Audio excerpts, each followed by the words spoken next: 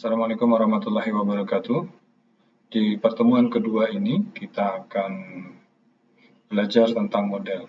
Ya, jadi PowerPoint-nya di sini memang tertulis view. Ya, jadi ini kita sudah bahas pada pertemuan sebelumnya.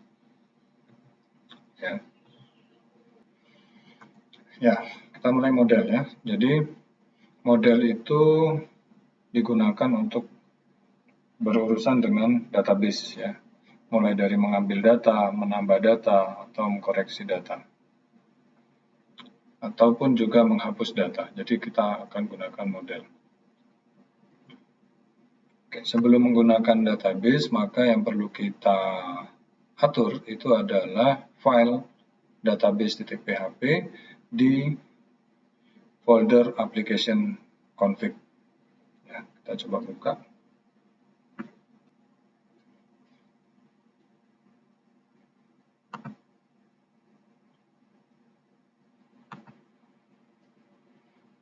Oke, kita buka. Ini ada folder CI, saya klik kanan, show more option untuk saya buka menggunakan Visual Studio Code. Oke, sekarang kita coba bikin controller dulu. Di sini saya belum punya controller, masih baru. Ini kita coba pakai PHP 8. Kita buat controller, sebuah controller, misalnya namanya mahasiswa.php. Ya, seperti biasa, nama kelasnya adalah mahasiswa, turunan dari CI controller, kurung kerawal buka, kurung kerawal tutup. Kemudian kita buat sebuah public function index. Oke. Ya.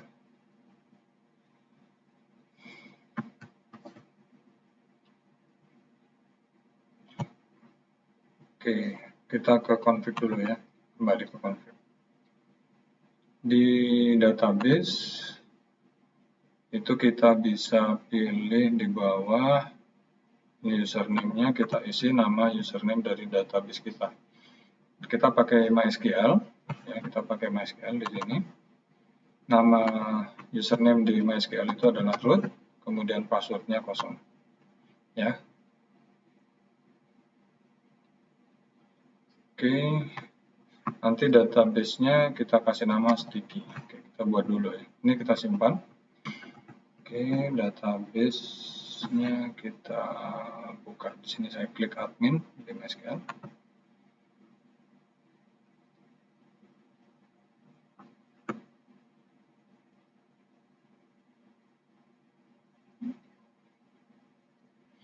Nah, ini kita punya database sticky di sini. Kemudian ada satu tabel, kita kasih nama tabel mahasiswa. Field yang ada di tabel mahasiswa ini adalah ID, ya. Kita bikin sebagai primary key, ya, dan dia auto increment. Kemudian ada NRP, nama JK, yang NRP-nya 10 karakter, namanya 50, JK-nya 1 karakter. Kemudian silahkan saudara isi, ya, saudara buat seperti itu. Kemudian saudara isi data, ada 2 data di sini, ya. JK-nya diisi P atau L gitu aja. Oke. Jadi saya nggak ngajarkan cara bikin database-nya. Oke, sudah. Kemudian kita kembali ke sini. Ya. Kita sudah setting database. Sekarang selanjutnya adalah kita load library-nya. Ya, kita load library-nya. Kita buka file namanya autoload.php di application config juga. Di application config di sini autoload.php. Ya, kita cari Ctrl F database. Nah, ini sudah ada, saya copy aja ini. Dari petik sampai petik saya copy. Kemudian kita pindah ke baris 61 ya. Nah, ini ada auto load libraries sama dengan array. Nah, tulisan database-nya kita masukkan di situ. Ini artinya nanti library database akan otomatis dijalankan. Ya, mungkin sebagai pengetahuan sementara bahwa kita punya library. Ya, di sini di sistem ini ada library. Apa saja library-nya? Banyak sekali di sini. Ya, ada library calendar, email. Nah, ini ada form validation yang akan kita pakai nanti. Kemudian banyak ya. Ada parser, ada table gitu. Untuk database sendiri itu dia punya folder sendiri di sini, ada database ya. Untuk mengatur database dia punya satu folder sendiri. Oke.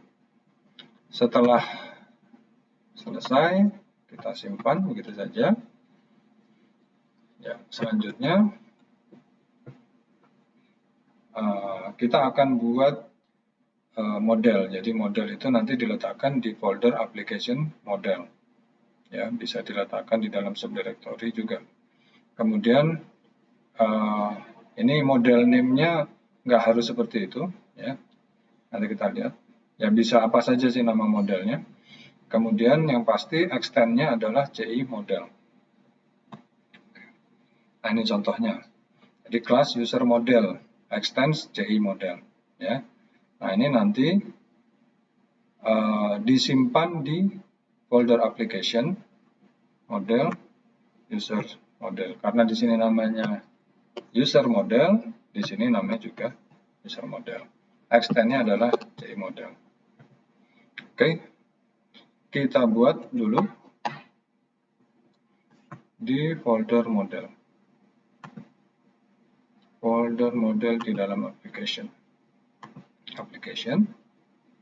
model. Oke, kita buat. Saya mau buat di situ namanya mahasiswa underscore model. Ya, mau disingkat jadi mahasiswa underscore M atau M underscore model, silahkan. Oke. Kemudian di sini kita buat kelasnya. Kelas nama file yang tadi mahasiswa model, jadi di sini kita kasih nama kelasnya mahasiswa model, sama seperti nama filenya. Extend CI model. Oke, gitu ya. Selanjutnya untuk bisa menggunakannya kita harus mengaktifkannya ya, Nanti kita akan mengaktifkannya. Ya, cara mengaktifnya bisa pakai this load model. Ya, this load model. Nanti sehingga kita bisa pakai ya, di sini yang model yang kita buat tadi. Jadi mahasiswa model di situ. Nanti cara penggunaannya kalau sudah di load, dia bisa dipakai di sini. This mahasiswa model. Nah, ini metode yang ada di dalam modelnya. Oke. Nanti kita akan coba ya. Ini kalau pakai alias, tadi mahasiswa model ditaruh di sini, ini nama aliasnya. Nah, nanti yang dipakai nama aliasnya. Gitu ya. Jadi supaya nggak panjang-panjang nulisnya mahasiswa model gitu ya. Bisa disingkat. Oke, ini adalah satu contoh isi dari ini salah satu contoh isi dari controllernya, nanti kita coba. Tapi kita buat yang sederhana aja dulu. Ya, ini untuk mengambil data. Ya, untuk mengambil data kita pakai perintah this dbget. Nah, ini nama tabelnya. Nah, kalau ada perintah seperti itu, nanti yang dihasilkan adalah select bintang from nama tabelnya apa. Ya, jadi kita nggak usah ngetik query panjang seperti ini. Ya, saya akan tunjukkan di dalam model kita buat public function, misalnya get. Ya. Kalau function ada kurung buka kurung tutupnya. Kemudian di sini kita pakai this db get. Nah, nama tabelnya adalah mahasiswa. Tadi buat nama tabelnya, nama fieldnya semua pakai huruf kecil ya, supaya nggak sulit.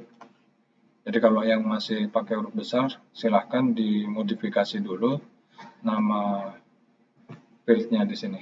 Ya, ini nama fieldnya, ID huruf kecil, NRP huruf kecil, nama juga huruf kecil, JK nama huruf kecil, nama tabelnya juga huruf kecil, nama database-nya juga huruf kecil semua, supaya nggak repot nanti. Oke, sudah. Nah, ini dia ngambil data ya, berarti select bintang from mahasiswa. Ini artinya sama dengan select bintang from mahasiswa. Nah, karena select bintang from mahasiswa, maka datanya kan perlu ditampung dulu nih berarti. Ya, kita tampung aja di sini. Misalnya, kita kasih nama, variabelnya adalah MHS. Ya, kemudian, kita kasih di sini return $MHS result. Buka, tutup. Oke. Ini artinya nanti hasilnya itu akan dikembalikan dalam bentuk objek. Nanti kita lihat bentuk objeknya ya. Oke, model sudah selesai sampai di sini. Sekarang kita masuk ke controller mahasiswa. Ini saya tekan Ctrl Tab, ya, tekan Ctrl Tab supaya yang sudah dibuka kelihatan di sini. Tadi kita sudah buka autoload, database, dan mahasiswa controller. Oke, kemudian di sini database sudah diaktifkan. Kalau database belum diaktifkan, maka harus diaktifkan dulu. Ya. Tadi kalau di PowerPoint pakai cara ini this load database, gitu ya. Oke, sekarang kita kembali ke sini. Kita harus aktifkan dulu modelnya this load.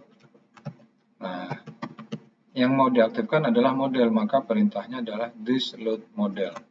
Tadi nama modelnya apa? Mahasiswa underscore model. Ya, setelah di load maka kita bisa pakai perintah yang ada di dalam mahasiswa model.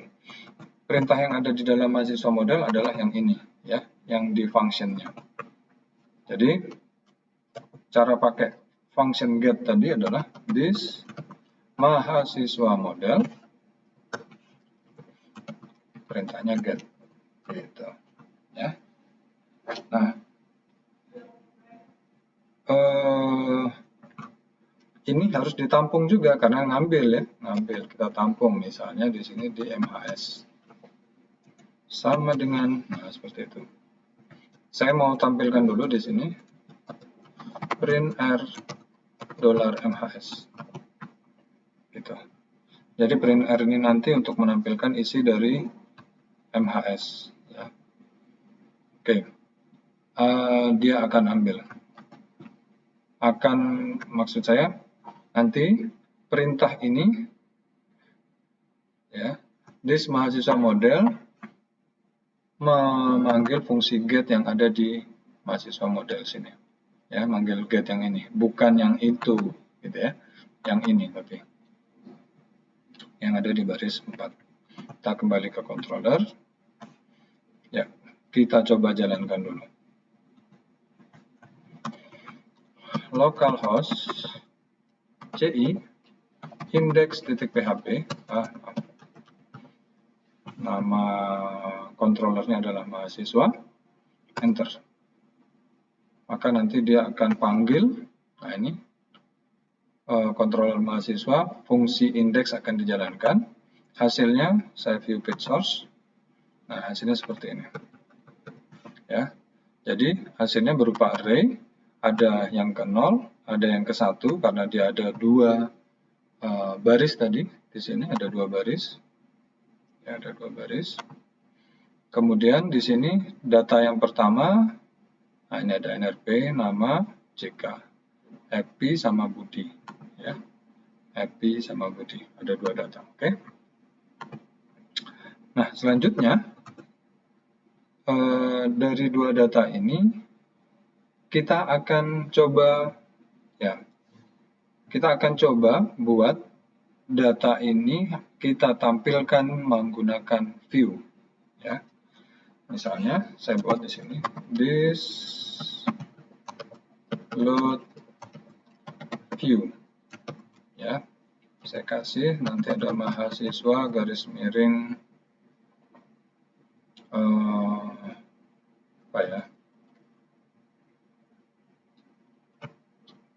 Daftar. Oke. This load view mahasiswa daftar. Oke, ini saya tutup. Ya, kita akan buat sekarang. Nah, ini apa nih? Kalau ini artinya di dalam view, nanti kita buat di dalam view ini ada folder namanya mahasiswa. Kita buat folder mahasiswa. Ya, kemudian di dalamnya ada file namanya daftar. Kita buat file. Kalau tadi folder, sekarang kita buat file. Daftar.php. Oke. Ya. Nah, ini kalau misalnya kita tulis halo gitu ya, saya simpan. Kemudian mahasiswanya juga saya simpan.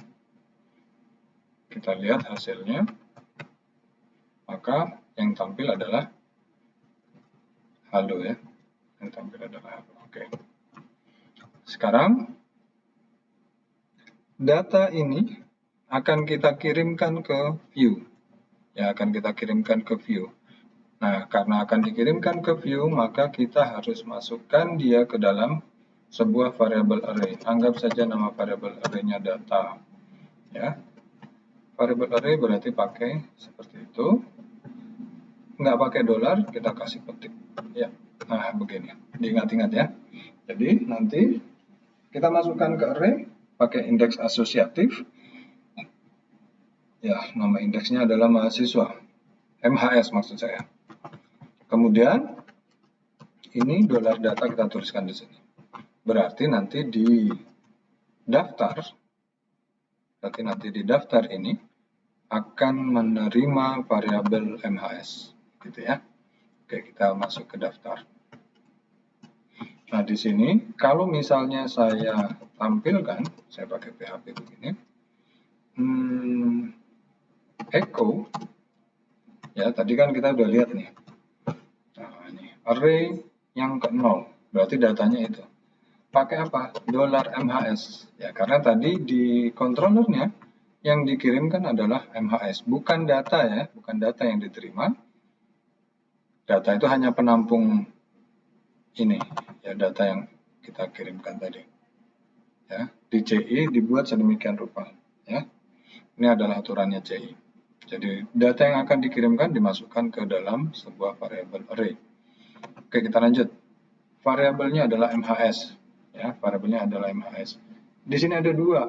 Nah, kita mau yang ke 0 misalnya, yang ke 0. Kemudian, nah ini ada objek. Ya, perhatikan. Kalau di sini array pakai kurung siku, sekarang objek. Kalau objek dia pakai panah sekarang. Ya, pakai panah. Begini. Pakai min lebih besar. Kemudian nama aja, nama. Kita tulis langsung aja di sini, nama, titik koma. Saya simpan. Maka nanti yang akan tampil adalah happy, gitu ya. Saya refresh.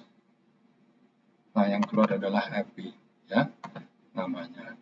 Kalau misalnya mau Budi, maka kita tinggal ganti yang ke 1. Saya ganti yang ke 1. Saya simpan. Ya, kita lihat di sini. Maaf.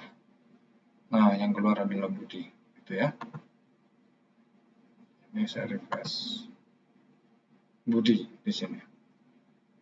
Oke. Ya, yang tampil adalah Budi. Nah, kalau misalnya banyak, nah ini akan repot ya, akan repot. Bisa sih kita pakai for each, pakai for, ya, for $i sama dengan 0, titik koma $i lebih kecil dari 2, $i tambah. Nah, seperti ini. Ya, kemudian di sini saya kasih $i. Nah, berarti kan mahasiswa 2 kali ya. Yang pertama 0 dan 1. Kalau saya refresh, maka dua-duanya akan ditampilkan Happy dan Budi sekaligus. Oke. Selanjutnya, Tapi ini kalau kita tahu jumlah datanya, ya, kalau kita tahu jumlah datanya. Bentar, saya cobakan dengan didebug ya. Ini saya kasih titik di sini. Saya kasih titik di sini. Kemudian kita coba debugging di sini. Ini saya play. Nah, udah siap untuk debug. Oke, kita lihat di sini. Kita refresh. Terus, nah dia akan putar-putar, ya, dan dia akan, oh, kok nggak berhenti di sini? Nah, ini sudah berhenti di sini, ya. Prosesnya dia berhenti di sini. Kemudian kalau kita suruh dia jalan pertama kali, terus, waduh, I-nya tadi 0, ya, 0. Kemudian di sini masih 0, berarti MHS yang 0, nama, gitu ya. Sekarang kita jalankan lagi. Nah, sekarang I yang ke 1, berarti MHS I-nya 1, gitu. Nama. Setelah itu I-nya lebih kecil dari 2 ya. Oke. Ya, selesai. Maka prosesnya sudah ditampilkan dua-duanya, gitu. Sekarang kita pakai yang lain, bukan pakai for, ya, tapi pakai for each sekarang. Ya, kita akan coba pakai for each. Untuk for each yang dilakukan adalah begini. $MHS S $M, nah, saya kasih M gitu aja. Ya. Maka nanti di sini perintahnya adalah pakai M. Nah, gini, M nama begitu aja. Ya, ini saya simpan. Kita lihat ya, sekaligus didebug gimana sih prosesnya for each tersebut. Oke. Kita lihat di sini, kita tunggu sampai prosesnya masuk. Nah, ini ya, MHS tadi isinya tuh array 2 ya. Yang pertama ada kelas, yang kedua ada kelas. Isinya ini. Nah, kalau masuk for each bagaimana? Oke, kita jalankan aja. Saya jalankan. Maka M yang pertama adalah cuma 1, nggak ada array yang ke 01 ya. Cuma 1 ini saja. Berarti kalau mau ditampilkan namanya di situ, ya namanya di situ, berarti EPI yang akan tampil. Ya. Ini saya jalankan, bisa tekan F11. Nah, kita lihat, oh ini hasilnya belum ditampakkan. Ya. Untuk yang kedua sekarang, M-nya itu bukan EPI lagi, tapi sudah pindah ke record berikutnya, yaitu Budi. Gitu ya. Kita jalankan lagi, nah selesai dia. Oke, kita play. Nah, sekarang yang tampil tetap Happy dan Budi. Nah, sekarang kita akan tampilkan dua-duanya. Bukan dua-duanya, kita mau tampilkan NRP dan namanya. Saya kasih petik 2 di sini. $M panah NRP, gitu ya. Dan nama. Kemudian saya kasih BR di situ. Tutup petik. Ya. Saya buat seperti itu. Kita tidak usah pakai debug, ya, kita cukupkan aja. Sekarang kita, ini udah disimpan, kita refresh. Nah, akhirnya NRP dan nama bisa langsung tampil semuanya dengan cara seperti ini. Gitu ya. Sekarang kita coba lagi. Ini kita belajar W3 School. Bukan. Kita buka web W3 School, maaf. Internetnya belum saya aktifkan di sini. Ya.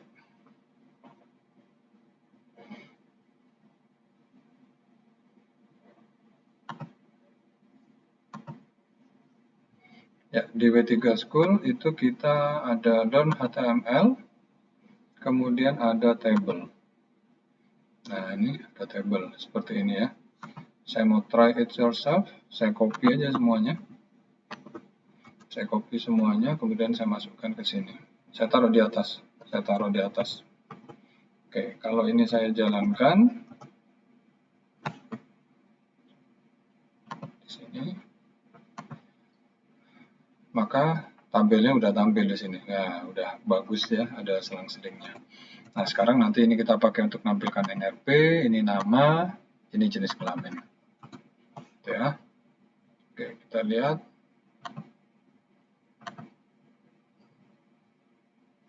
Ini NRP. Ya, kita rubah dulu. Ini yang TH itu berarti untuk headingnya ya, untuk headingnya. Yang ini kita ganti NRP. Ya, kalau ini sih terserah aja ya. Nah, tampilan boleh sesuka hati kita, mau dibuat huruf besar atau huruf kecil. Nama. Di sini nggak harus sesuai dengan apa namanya yang ada di tabel. Saya mau ganti bukan JK tapi jenis kelamin. Ya. Kemudian ini Alfreds Maria Anders Germany. Nah, ini Alfreds Maria Anders Germany itu adalah untuk barisnya. Ya, kita hapus yang lain. Ya, yang lain sampai sebelum table tutup. Sebelum table tutup kita hapus. Das. Sudah. Jadi nanti kalau disimpan ya, maka tinggal satu baris ini saja. Ya. Nah, satu baris ini nanti kita masukkan dia ke dalam sini. For each yang tadi. Ya. Ini saya copy semuanya, tekan Alt panah atas. Nah, masuk dia ke dalam script yang di atas. Tuh, nggak kelihatan. Oke. Nah, ini sudah sampai sini saja. Saya tutup PHP lah. Hilang. Saya tutup PHP. Begini. Itu ya. Nah, yang ini saya cut. Kemudian saya masukkan ke dalam petik ini. Nah, yang NRP saya pindahkan dia. Saya Ctrl X. Saya masukkan ke Alfred. Ya, untuk field pertamanya. Kemudian nama saya masukkan ke field keduanya. Kolom keduanya. Kemudian Germany. Ini kita ganti pakai JK. Ya, BR-nya dihapus. Oke, sudah saya simpan. Kemudian kita jalankan lagi. Ya, sudah masuk jadi HTML table sekarang ya. Oke. Semoga panduan ini bisa diikuti, kemudian dipahami. Kalau misalnya masih ada yang ingin ditanyakan, silakan ditanyakan melalui grup WhatsApp. Saya kiri. Terima kasih. Wassalamualaikum warahmatullahi wabarakatuh.